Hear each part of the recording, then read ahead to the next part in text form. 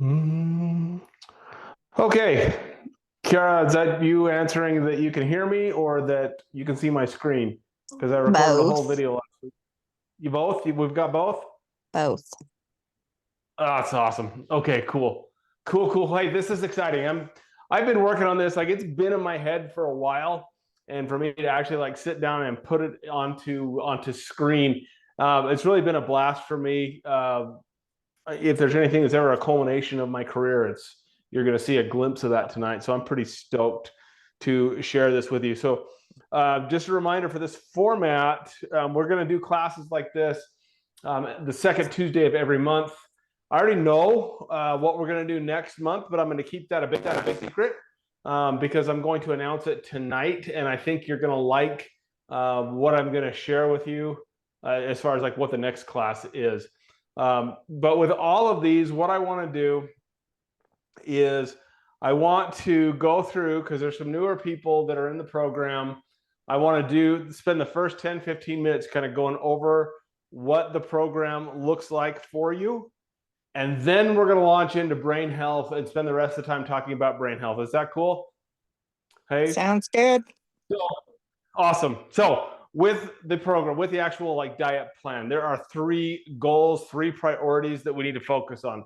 And they are, number one is to regulate blood sugar and insulin. Number two is to reduce metabolic inflammation.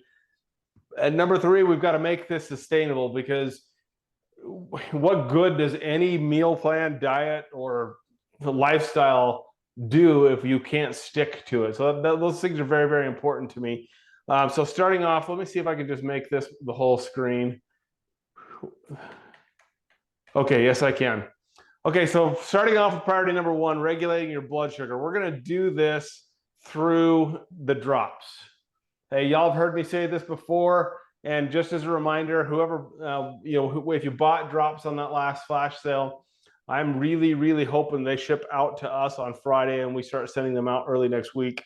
But they are literally vitamin B3, amino acids, and that is all that is in them. And all they're doing is they are helping your cells listen to insulin better. So when you're consistently taking the drops, okay, you're going to notice that you're going to crave sugar less, and you're going to feel less hungry, and you'll get to a point where you feel like skipping your second meal of the day. That's awesome. Please do that, as long as we're working towards that goal, whatever your goal weight is. So that is the purpose of the drops. You take them 3 times a day. It is half the dropper, so it's 0.5 milliliters. And you literally, doesn't that new label look good, by the way? Hey, you literally just take them, squirt them underneath your tongue, let them sit there for 30 seconds, swish it around and swallow it. And then if you can, wait 10 minutes and then go about your day.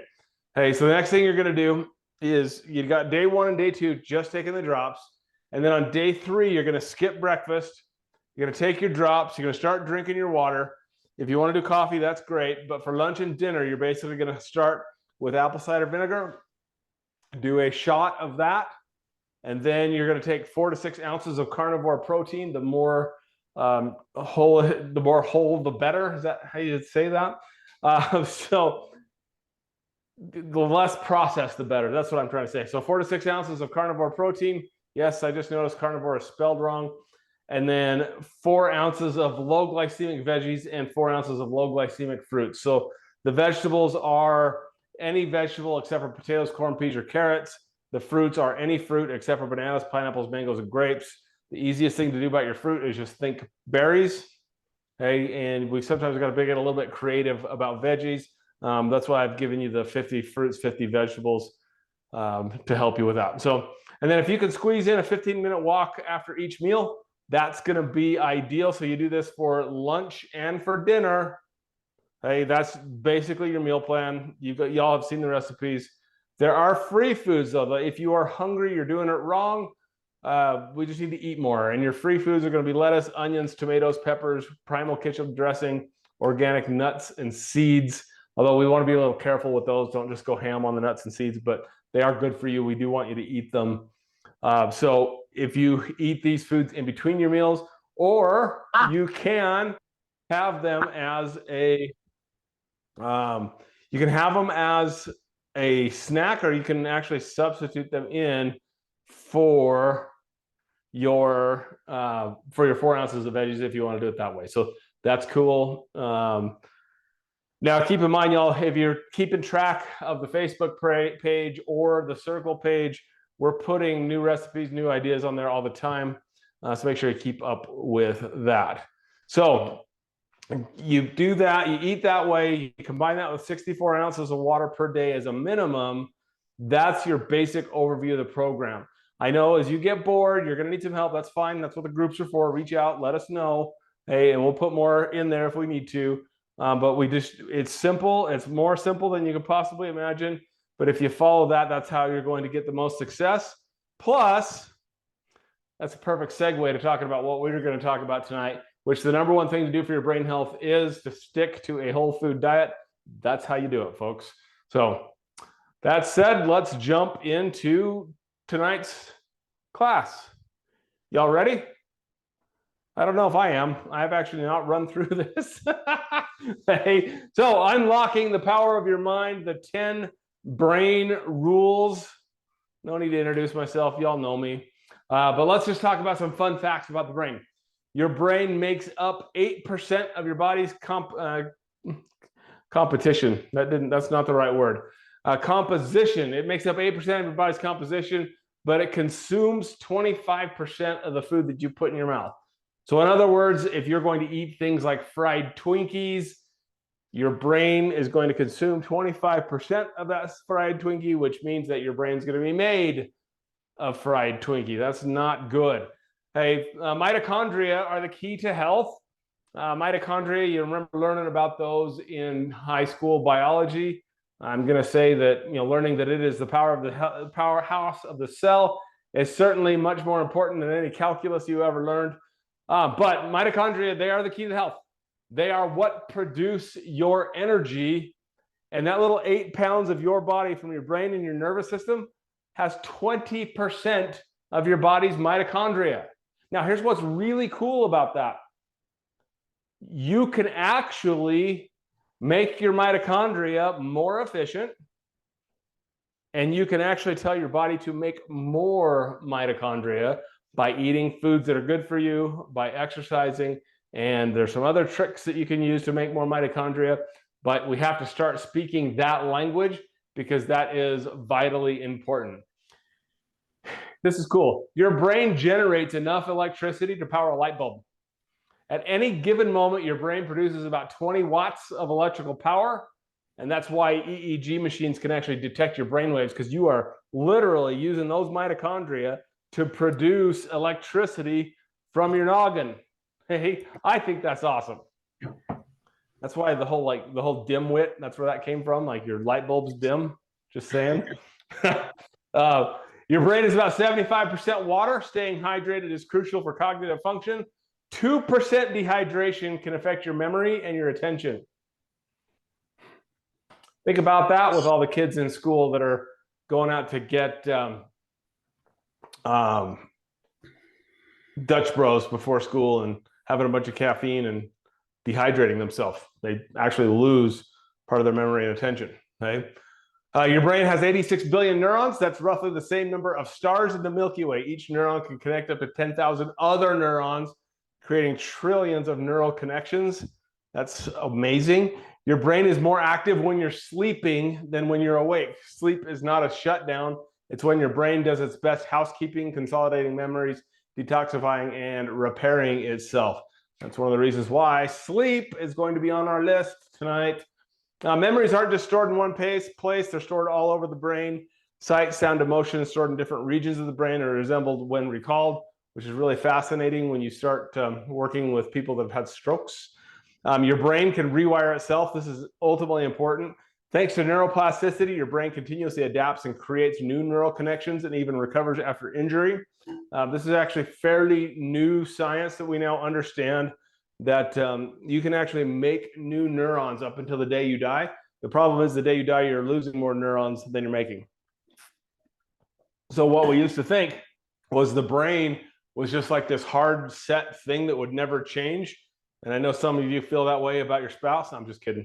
Hey, but it's not true. Like you can continually change your brain based on your external environment, based on the foods that you eat and the environmental toxins that you are exposed to or not exposed to. I think that's pretty dang fascinating. The human brain is the fattiest organ. It's about 60% fat, which is why healthy fats are so crucial for your brain. And also that thing called cholesterol that we've been told the lower the number, the better. That is false. That is wrong. Your nerves are made of cholesterol, specifically the insulation around them. We're going to talk about that. Your brain processes information faster than a supercomputer. Nerve signals in your brain travel up to 268 miles per hour. That's faster than a Formula One race car. That's pretty speedy. Music can rewire your brain. Learning to play an instrument strengthens neural pathways and can even improve memory, coordination, and problem solving. And the brain tricks you into thinking you're always right. This is called confirmation bias. Your brain prefers information that supports your existing beliefs, even if they're wrong. I won't make any jokes about that. Not so fun facts about your brain. Neurodegenerative disorders are on the rise. There's over 55 million people worldwide currently living with dementia. Alzheimer's cases alone expected to reach 78 million by 2030. My mom was just recently diagnosed. And by 2035, the global burden of neurodegenerative diseases like Parkinson's and Alzheimer's is projected to increase by nearly 50%, driven by aging populations and lifestyle factors such as poor diet, chronic stress, and environmental toxins. Guess what we're here to talk about tonight? How to prevent these. In my opinion, a large percentage of these cases are absolutely preventable. Now your brain starts shrinking in your late 20s. After age 25, the brain begins losing volume at a rate around 0.2% per year. The process accelerates after 60, affecting memory, decision-making, and cognitive speed. The time to address Alzheimer's is in your 20s. Chronic stress physically shrinks your brain. Long-term stress increases cortisol levels, which can shrink the hippocampus, the brain responsible for learning and memory. Stress also kills neurons and weakens neural connections through blood sugar spikes, etc. There's actually a lot of interesting research about the size of your belly being inversely proportional to the size of your brain. So as your belly gets bigger, your brain gets smaller. That has to do with the inflammation. Lack of sleep can cause permanent brain damage. Sleep deprivation kills brain cells, particularly the locus coeruleus, which regulates alertness and cognitive function. Just one night of poor sleep impairs decision-making and emotional regulation. Your brain can generate false memories. There's studies that show that even memories can be completely inaccurate. The brain reconstructs past events, that recalling them like a video, making memories easy to manipulate over time. You may not, the things that you remember may not be truthful. Pretty wild. Sugar is addictive as drugs. Excessive sugar consumption rewires the brain by hijacking dopamine pathways. Similar to cocaine or heroin, this leads to craving, tolerance, withdrawal. Multitasking reduces your brain efficiency by as much as 40%. Your smartphone is changing your brain. The average person checks their phone over 96 times per day. Study shows that constant notifications and scrolling reduce gray matter density in the prefrontal cortex, impairs focus, memory, and impulse control. That's not good. Your brain can start eating itself during starvation of extreme stress. When deprived or essential nutrients can break down its own cells for energy. The process is called autophagy. Chronic malnutrition can lead to irreversible cognitive decline. And if you've seen my webinars lately, you've seen me talk about a study that links bariatric surgery to Alzheimer's and dementia. There's the mechanism right there. Malnutrition, not enough calories. Brain injuries can go unnoticed, but still cause long-term damage. Even minor concussions can lead to cognitive decline years later. Your gut bacteria influence your brain. Your gut-brain axis means that an imbalance in gut bacteria can cause anxiety, depression, even neurodegenerative disorders, which also diet sodas can do the same thing. You're going to hear me talk about that tonight. So, 3 medications that can accelerate degeneration. Number 1, cholesterol-lowering medications, also known as statin drugs. Your brain, the nerves, the insulation around the nerves is made of cholesterol. And if you keep driving cholesterol down, you're asking for trouble. Blood pressure meds reduce the amount of blood going through the blood vessels, which creates blood flow problems in the brain, which is no bueno. And then gabapentin, which is an anti-seizure medication that's commonly prescribed for neuropathy. And it's not so much the gabapentin that causes it, but the neuropathy, because you're losing input going to the brain. So just keep that in mind. So let's get done with the bad news. Let's talk about the great news. Here's what you do about it. Let's talk about some basic neuroanatomy. This is a schematic of the blood flow going to and from your brain. The red are the arteries carrying oxygen-rich blood. The blue are the veins carrying oxygen-deprived blood away from the body back to the lungs to have it recycled and reused. And I show you this picture for a reason, because right here at the bottom of the screen, you can see a little glimpse of the aortic arch. This is the gigantor artery that comes out of your heart. Oops, heart's on this side, sorry. It comes up, makes an arch, and then comes over and feeds the blood to the rest of your body. But guess where the first 3 branches of the aortic arch are going? All 3 of those suckers are going straight to the brain. That's how important blood flow is to the brain, is that the good Lord, when he put us together, knew we got to get blood flow up there. So here's 3 major arteries coming right off the aortic arch, heading right to the brain. Some more basic neuroanatomy. You have the human nervous system that is separated into the central nervous system and the peripheral nervous system. We're talking about the central nervous system tonight, which consists of your brain and your spinal cord. Everything else outside of that is a peripheral nerve. There's 2 divisions within both of those. There is a parasympathetic division, which is your feed or breathe system. There is a sympathetic system that is your fight or flight system. And there's this really cool thing called neuroplasticity, which basically says if you fire a nerve over and over enough, that nerve gets more and more efficient. So if we are under chronic stress, we are always firing our sympathetic nervous system. And if we keep up that routine, we're going to hardwire our brain for chronic stress. And that, my friends, elevates cortisol, decreases blood flow, increases blood sugar, and is absolutely no bueno. So one of the things we got to do is learn how to manage and mitigate our stress so that we are more parasympathetic humans than sympathetic humans. Not like having sympathy, but I mean like sympathetic as in fight or flight. Information going to the brain is just as important as information coming from the brain because of that whole neuroplasticity. Your brain survives on information that comes from your environment. So it's going to come through your peripheral nervous system. It's going to congregate in your spinal cord and your central nervous system, and then come straight up to your brain where it feeds your brain the information. Your brain has to have that information to survive. If you do anything to break that down, you're going to start losing brain cells and you're going to start degenerating. We're going to talk about this. Okay. Whoops. All over the place. So basic neuroanatomy continued. The last slide on this, I promise we'll quit geeking out. Hey, your skeletal muscle system and your joints are 2 of the biggest influences to your brain, because when you move a joint, there's all sorts of mechanoreceptors in that joint that tell your body where that joint is in space. Tell your brain where that joint is in space, and that is a major source of input. Not to mention having muscle, okay, because the tone of your muscle and the length of your tendons will always provide information to go into your brain unless they're loosey-goosey and flaccid. So that's one of the reasons why it's so important to stay in shape. All right, finally, let's get to these 10 rules. Number 1, diet. Okay, the number 1 rule is diet, eat whole foods and healthy foods.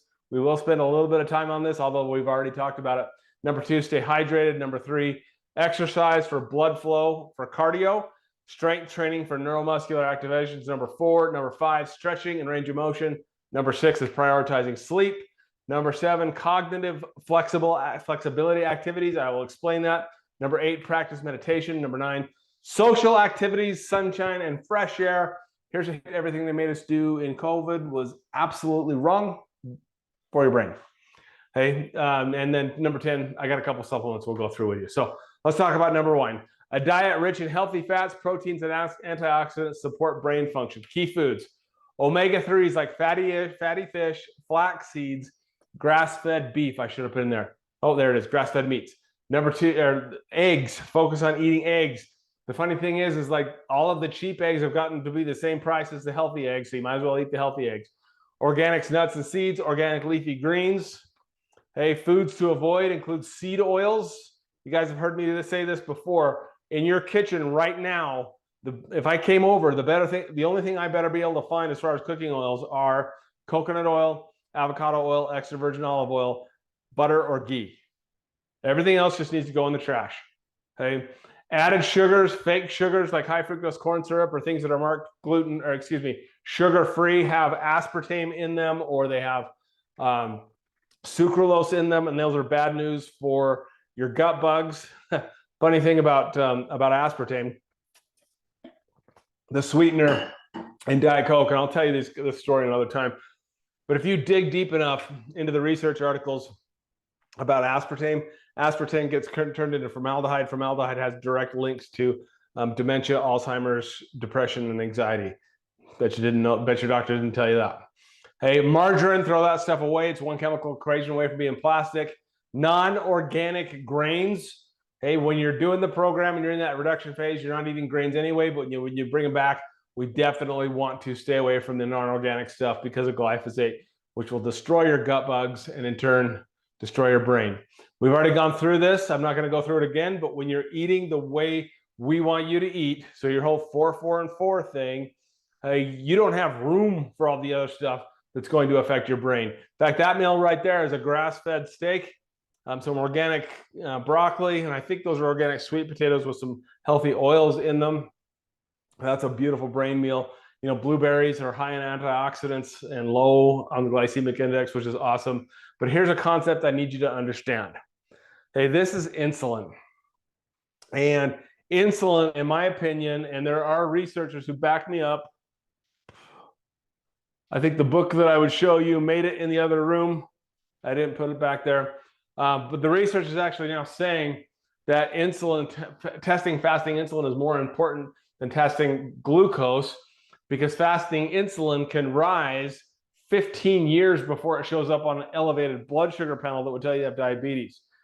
Hey, we want to stay as far away from that as can, especially for brain health, because I don't know if you guys have heard this or not, but there's type 1 diabetes, there's type 2 diabetes, there's now type 1.5 diabetes, but researchers are now calling type 3 diabetes Alzheimer's because it is abnormal glucose metabolism in the brain, and insulin has everything to do with that. So when you eat a meal first thing in the morning that has high sugar content, it's going to drive your insulin levels up.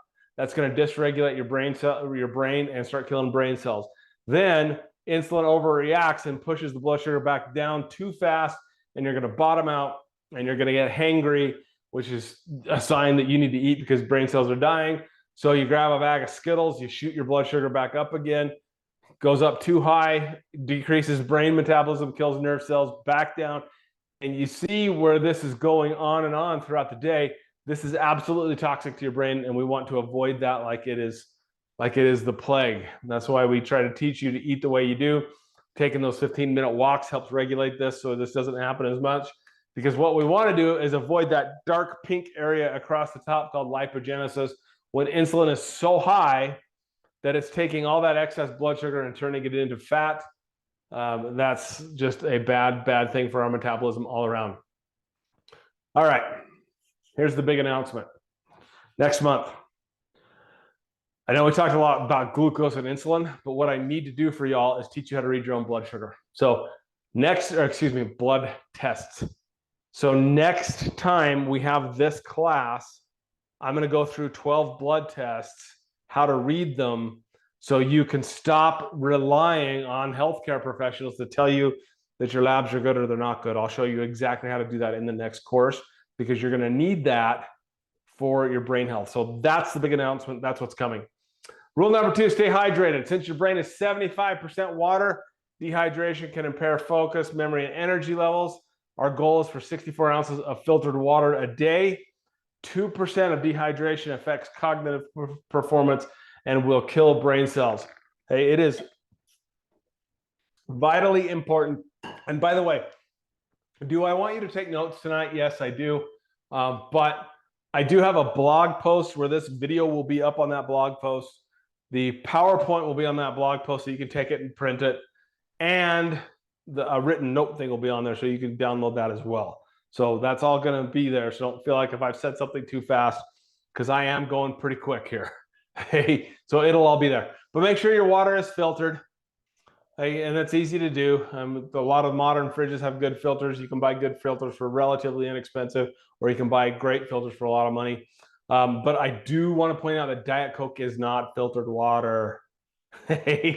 So exercise for blood flow. That's rule number 3.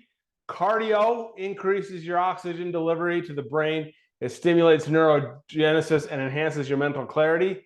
The best activities in running, cycling, swimming, brisk walking. And I tell people who start the program all the time, all I want you to do right now is just walk. When you get to the point, if you have a goal of getting 7,000 to 10,000 steps, that is going to put you in the ballpark, which, by the way, tonight I am currently sitting at 10,056. So I've exceeded that tonight. Now, you can get fancier as you go, and I put this picture on here because that's the treadmill that's in our bedroom. It's a relatively inexpensive treadmill. That's an iPad. There's a program that syncs to the iPad called iFit that makes it so that winter months like this are a little less dreadful, and you can actually do some pretty cool workouts with this thing. 15 to 30 minutes a day will improve your brain function. Just don't overthink it. Hey, just move. If you need to do this on a recumbent bike, you can. If you need to do this inside, just walk laps in the house, you can. If you need to go to the mall and do this, you can. Just do it. It does not need to be all that difficult. So rule number 4, strength training for neuromuscular activation. Lifting weights activates muscle, what are called muscle spindles. This improves time, coordination, and brain function, and engages brain to muscle pathways. Helps prevent cognitive decline, enhances enhances motor learning and neuroplasticity. The picture I stole here came from unm.edu. I screwed that link up.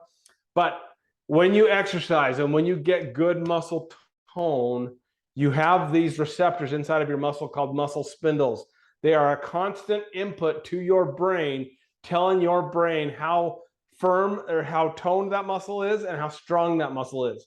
That is a constant piece of input that if you lose that, you're losing information going to your brain. Your brain health will decrease over time. So if you're in the middle of this program and you're in the losing weight phase, that's awesome. Keep doing that. When you get to your goal weight, that's when it's time to get swole. I know it's adding another thing to your regimen, but you got to do it because muscle is it's the organ of longevity. If you want to have a healthy brain and live forever, you got to have muscle to do that. So get to the gym. That's all I'm saying. Rule number 5 is the stretch. Where we're going to go with this one is if you've got muscle spindles in your muscles, in your tendons where they attach to the bone, you have these things called Golgi tendon organs. And yes, I remember that as GTO, as in the old Pontiac GTO. Some of you will appreciate that humor. I think it's pretty funny. But in that tendon are these receptors that tell your body how long that muscle is.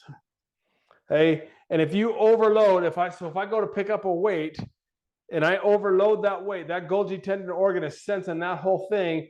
And then all of a sudden, if it's too heavy and you're going to tear your muscle, it gives so you don't hurt yourself. But that Golgi tendon organ, that GTO that sits right in those tendons, guess what that is? That is incoming information going to your brain.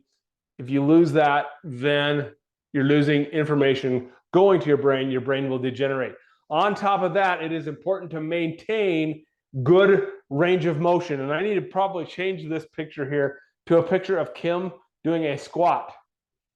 Because when Kim squats, she gets her rear end almost down to the ground. They call that in the gym world, they call that ass in the grass because she gets so low that her rear end is actually in the grass. What does that mean? That means she has a massive range of motion in her hips. Those Golgi tendon organs fire all the way through that movement and provide that much more information going to her brain.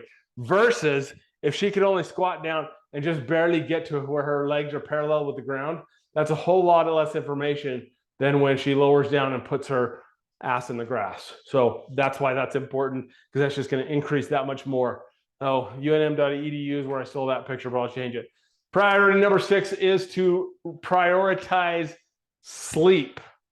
I took this picture this afternoon for you. That is in our bedroom. That is mouth tape. I used mouth tape from hostage tape. Kim and I, it's the least sexy thing you could ever do. But before we go to bed, we kiss each other goodnight and we put this black tape over our mouths. That way, we are forced to breathe through our nose, which is a more sympathetic activity, which keeps those nasal turbinates nice and moist, which means our airflow is more moist and we sleep better. Okay. On our dresser, you will see a humidifier, okay, because we like humid air, and an air purifier because we want to make sure the air we're breathing all night long is clean air. And those devices have no lights on them. They have a sleep mode. When you put them in sleep mode, they do not emit any light at all. But deep sleep detoxifies your brain. It consolidates your memories, enhances cognitive function. Your goal should be 7 to 9 hours per night. Sleep deprivation impairs decision-making, memory, and learning.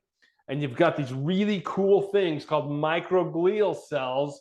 Their whole purpose, and they only activate when you're in that deep sleep, they're these specialized cells that go through your brain and clean up all the trash and get rid of it.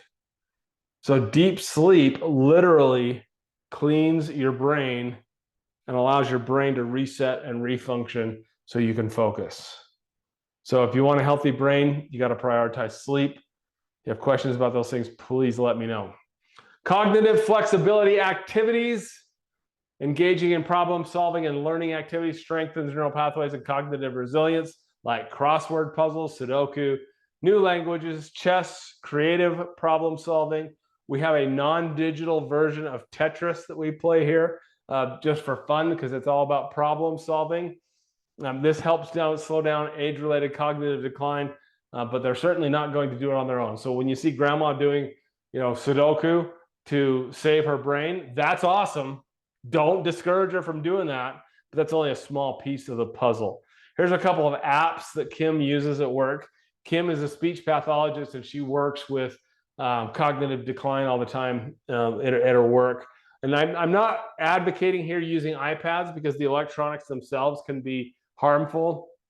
Kim has to do it because she's working in this big rehab facility and she's going from room to room, and there's really just not room to lug around a whole bunch of games and stuff. So she will use this one, which is, I believe, Luminosity. I'm brain farting on that. And then the other one is that she uses a lot is Peak. So there's 2 apps that you can use, Luminosity and Peak, to do brain-centered workouts. But you just got to make sure you're not doing these things late at night to mess with your circadian rhythms, to mess with your sleep. I'm just saying they're available to use.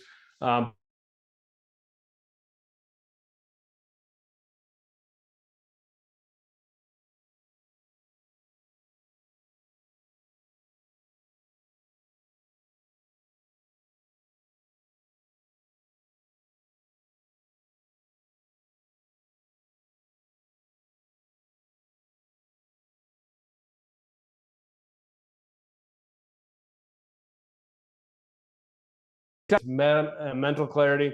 10 minutes a day can actually improve your cognitive function. This looks, sorry, my internet's being wonky. Am I back? Let me know if I'm back.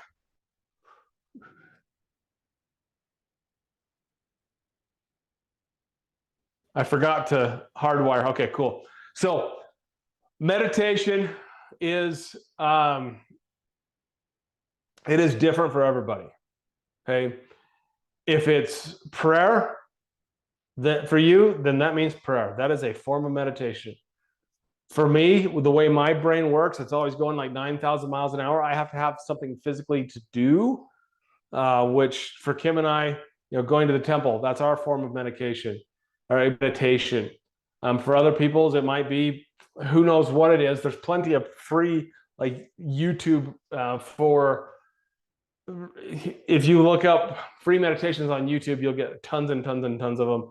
Find what resonates with you and just do it.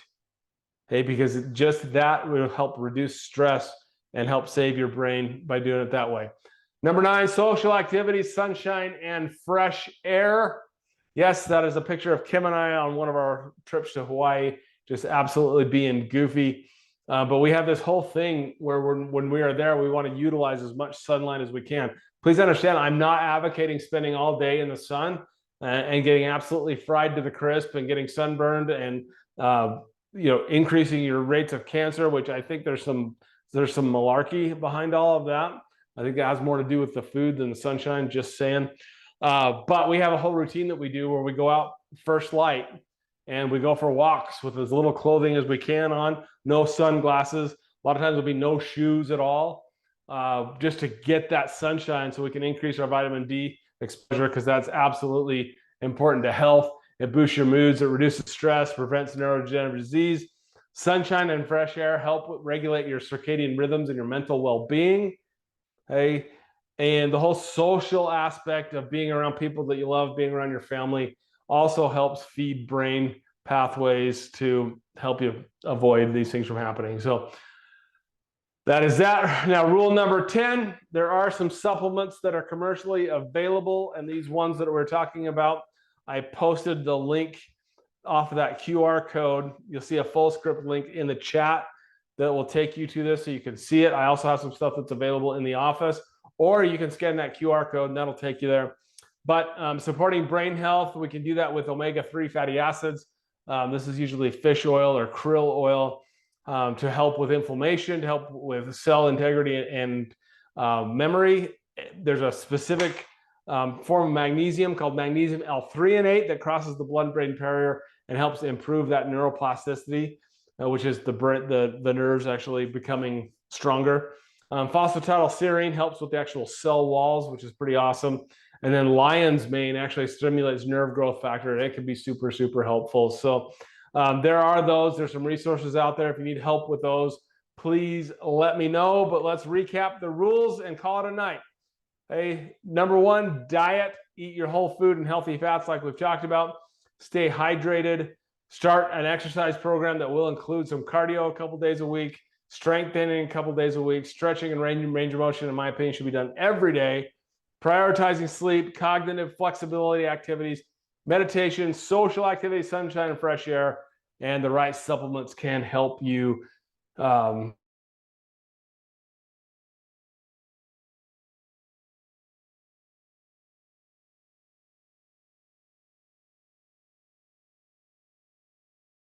our non-formal like question and answer series. Those usually happen about 1 o'clock.